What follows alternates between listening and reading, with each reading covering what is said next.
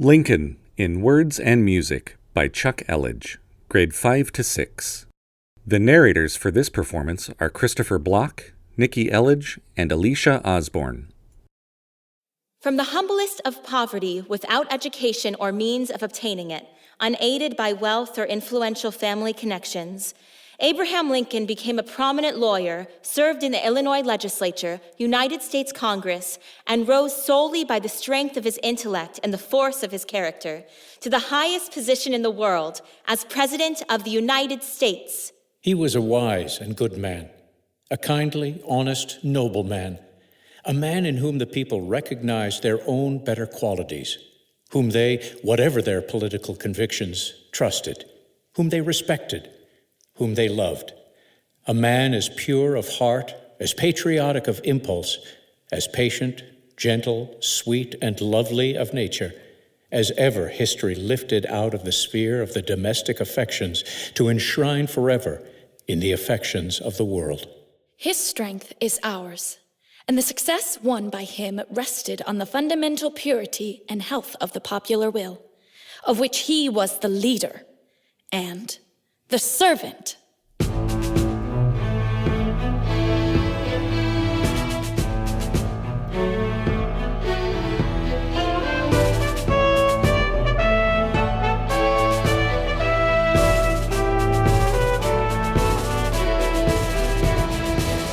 The struggle of today is not altogether for today. It is for a vast future also. Our reliance is in the love of liberty. Our defense is in the preservation of the spirit, which prizes liberty as the heritage of all, in all lands, everywhere. On the 12th of February, 1809, in a rude cabin in the wilds of Kentucky, the great President of the United States, after whose name history has written the word emancipator, first saw the light. In spite of his dire poverty and scanty means of education, he dared to believe there was an exalted career in store for him. Though destitute of worldly goods, he was rich in friends. They could count on his doing the right thing always, so far as he was able. They trusted him, and the title of Honest Abe was a seal rarer and prouder than any king or queen could confer with a sword. I have no other ambition so great as that of being truly esteemed of my fellow men by rendering myself worthy of their esteem.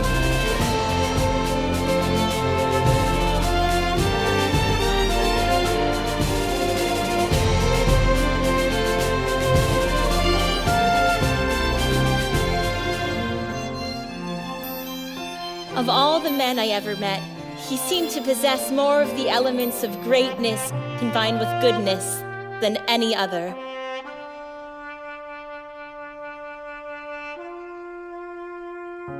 He was a man of sorrows, not sorrows of today or yesterday, but long treasured and deep, bearing with him a continual sense of weariness and pain. Yet he possessed a quick analytic perception, strong logical powers, a tenacious memory, tolerance of the opinions of others, ready intuition of human nature, and a rare ability to divest himself of all passion in weighing motives of persons or problems of state.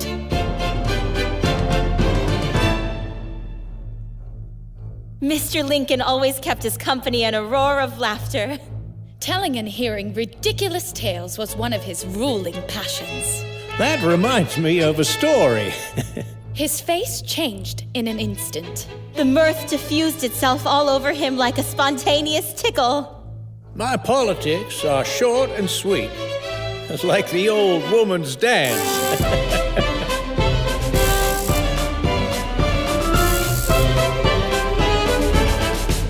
His unfailing good humor and candor won for him the admiration and respect of all who heard him.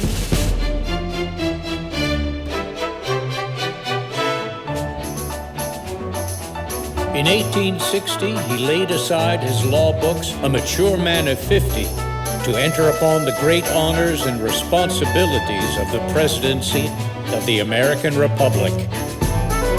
setting the stage for civil war.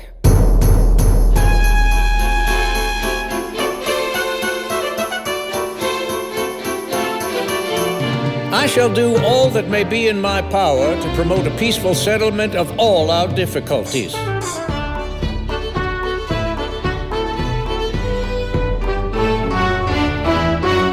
Both North and South deprecated war, but war came.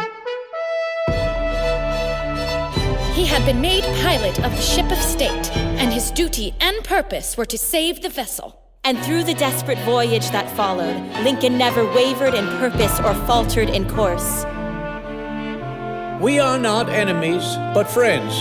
Though passion may have strained, it must not break our bonds of affection.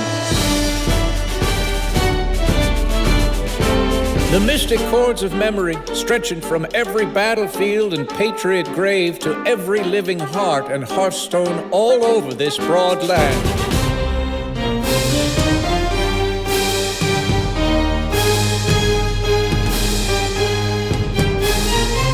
Will yet swell the chorus of the Union, when again touched, as surely they will be, by the better angels of our nature. Day after day, Lincoln sat, listened, talked, and decided. If the color of one's skin is grounds for enslaving another, then by this rule, you are to be slave to the first man you meet with a fairer skin than your own. Slavery is founded in the selfishness of man's nature, opposition to it in his love of justice. If slavery is not wrong, nothing is wrong. Those who deny freedom to others deserve it not for themselves. Fellow citizens, we cannot escape history. In giving freedom to the slave, we assure freedom to the free, honorable alike in what we give and what we preserve.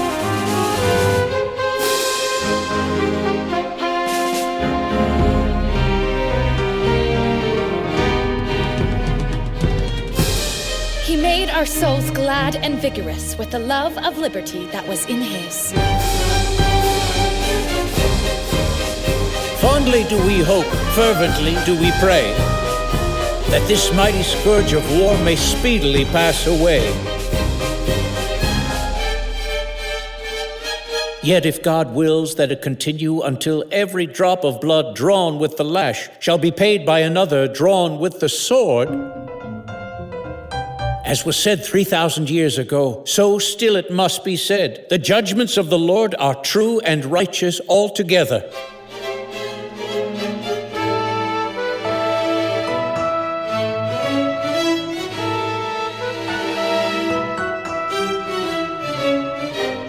Let us have faith that right makes might, and in that faith let us, to the end, dare to do our duty as we understand it. He fed us with counsel when we were in doubt, With inspiration when we sometimes faltered. with caution when we would be rash. 77 years ago, our fathers brought forth upon this continent a new nation, conceived in liberty and dedicated to the proposition that all men are created equal. He showed us how to love truth and yet be charitable. How to hate wrong and all oppression. He taught us the sacredness of government, the wickedness of treason.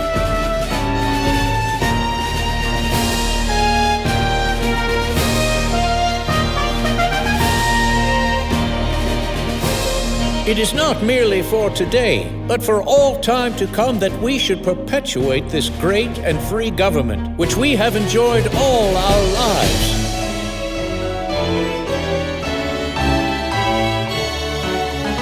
That you may all have equal privileges in the race of life. With malice toward none, with charity for all, with firmness in the right as God gives us to see the right, let us strive on to finish the work we are in. To bind up the nation's wounds. To do all which may achieve and cherish a just and lasting peace among ourselves and with all nations. government of the people. By the people. For the people.